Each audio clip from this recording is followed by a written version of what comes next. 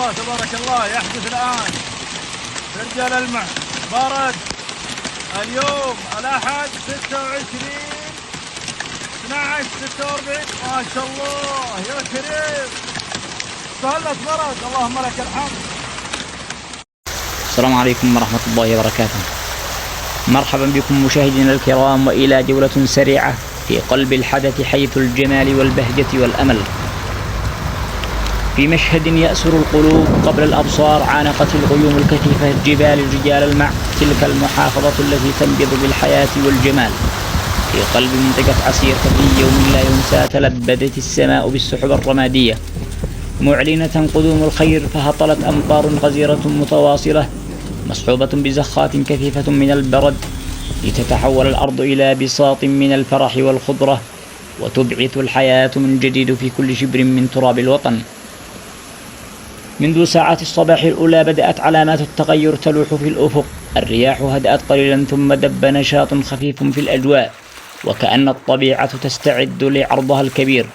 الغيوم بدأت تتكاثر ببطء وكأنها تتوعد سرا فوق رؤوس الجبال، ومع مرور الوقت اكتمل المشهد. سحب داكنة اللون كثيفة الحضور تقدمت من الجهة الغربية تجر خلفها نسائم باردة محملة برائحة المطر المنتظر، وما هي إلا لحظات حتى انهمر الغيث. أمطار غزيرة لم تتوقف تساقطت بغزارة واخترقت صمت الجبال والأودية لترسم ملامح جديدة على وجه الأرض.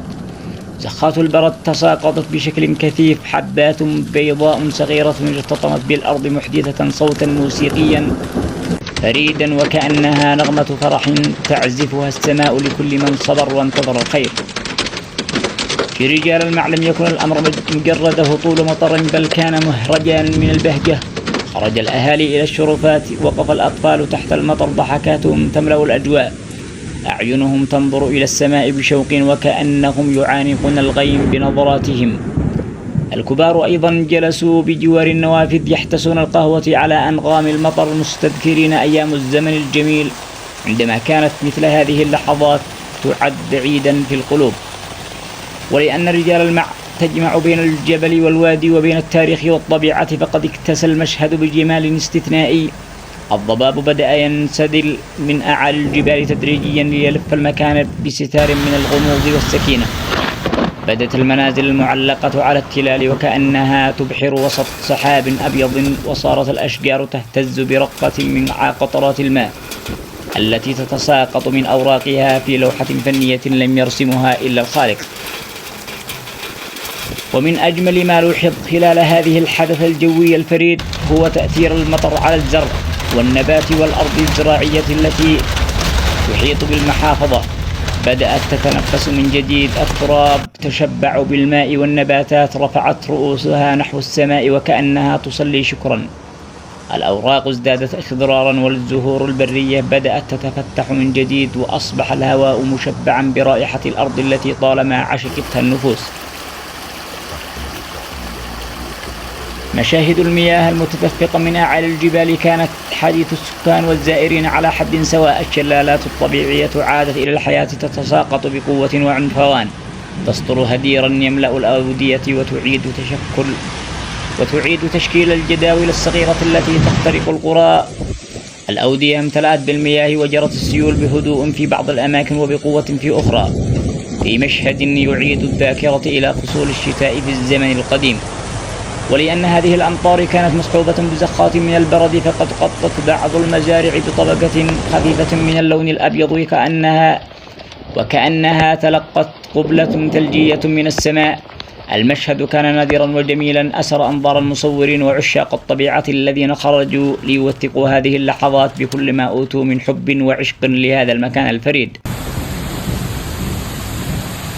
أما على مستوى أحوال الطقس فقد أشارت الهيئات المختصة إلى أن هذه الأمطار تعد من النوع الموسمي المبشر نتيجة التقاء تيارات هوائية رطبة قادمة من الجنوب مع منخفض علوي بارد، ما أدى إلى تشكل السحب الركامية الضخمة فوق مناطق عسير وخاصة رجال المع. هذه الظروف الجوية ساهمت في حدوث هذا الحدث النادر من حيث كثافة الهطول وامتزاجه بالبرد.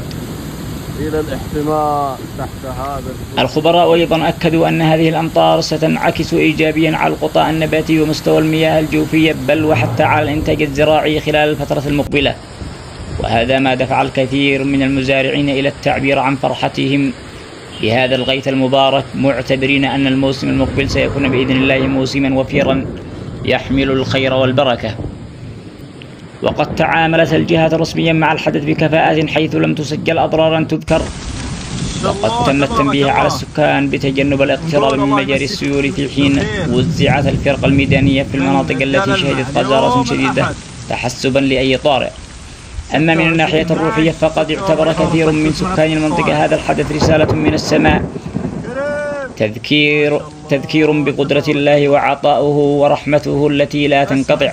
المساجد امتلأت بالدعاء والقلوب امتلأت بالامتنان والوجوه ارتسمت عليها ابتسامات حقيقية صادقة، لأن كل قطرة ماء نزلت من السماء كانت كأنها تطرق باب الأمل في نفوس الناس. وفي الختام تبقى رجال المع كعادتها تلك الجوهرة العسيرية التي تعرف كيف تبهر زوارها وكيف تحتفظ لنفسها بجمال لا يشبه أحد. فما حدث في ذلك اليوم المطير لم يكن مجرد تعبير في الطقس، بل كان حكاية من حكايات الطبيعة تروى وتعاش وتحفر في الذاكرة.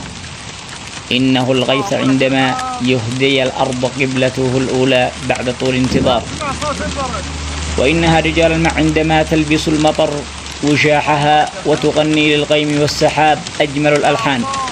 ومع كل قطرة مطر ومع كل سحابة تعانق قمم الجبال رجال الماء ندرك أن الطبيعة لا تزال قادرة على إدهاشنا وأن الخير قادم لا محالة. كانت هذه جولة سريعة في قلب الحدث حيث الجمال والبهجة والأمل. تابعونا دائما على قناة تغيرات الكون، حيث ننقل لكم مشاهد الطبيعة كما لم ترونها من قبل.